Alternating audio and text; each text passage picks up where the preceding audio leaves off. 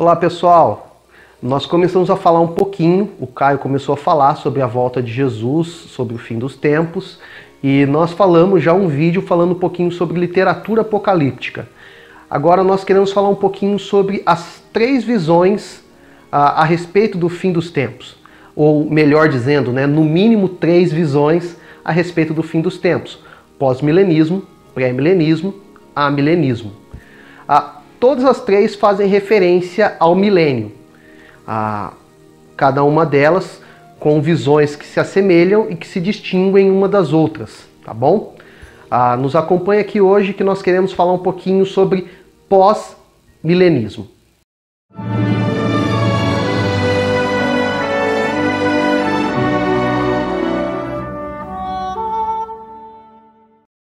Quando nós estamos falando um pouquinho sobre pós-milenismo, nós estamos entendendo que o milênio vem, passa, e que a volta de Jesus é posterior ao milênio. Então, todas as coisas ocorrem e acontecem depois desse período de tempo milenar.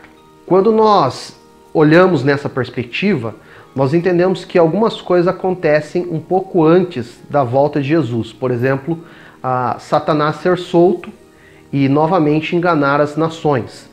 Diante dessa perspectiva, nós entendemos que Satanás está preso e posterior a isso ele vai ser solto e ele vai agir, vai atuar perto do fim de todas as coisas, entendendo que o milênio já passou, que Jesus já retornou e que ele foi solto para que ocorra o embate final entre as forças do bem e a força do mal. É importante frisar aqui que em momento algum essa visão a respeito dos fins defende um maniqueísmo, que é o equilíbrio entre as forças do bem e do mal. Ela entende que Jesus, que as forças do bem, que Deus é infinitamente mais poderoso do que as forças malignas, mas que haverá um embate final entre essas duas forças. Posterior à volta de Jesus, ocorrem ainda duas coisas importantes dentro dessa visão escatológica, que é a ressurreição dos mortos, e a ressurreição dos mortos tanto dos salvos durante toda a história da humanidade, e também dos ímpios de toda a história da humanidade, e ambos para um objetivo muito claro e muito comum, que é a questão do julgamento final, onde todos eles se apresentarão diante de Deus. Tudo isso você encontra em Apocalipse e também em Coríntios e outros livros que você já pode entender e compreender naquele outro vídeo que nós fizemos sobre literatura apocalíptica.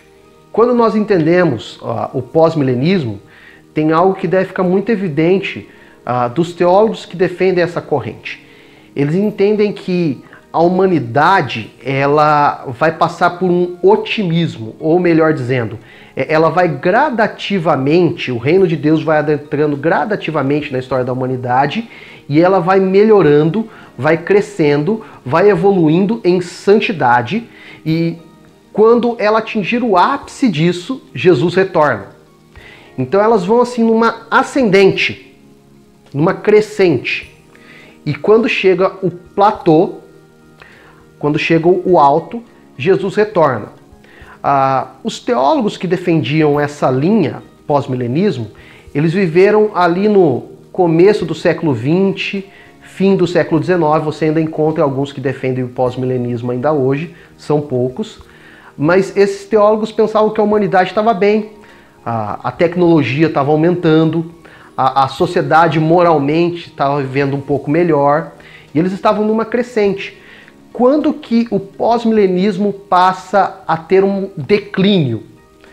Quando ocorre a Primeira Guerra Mundial.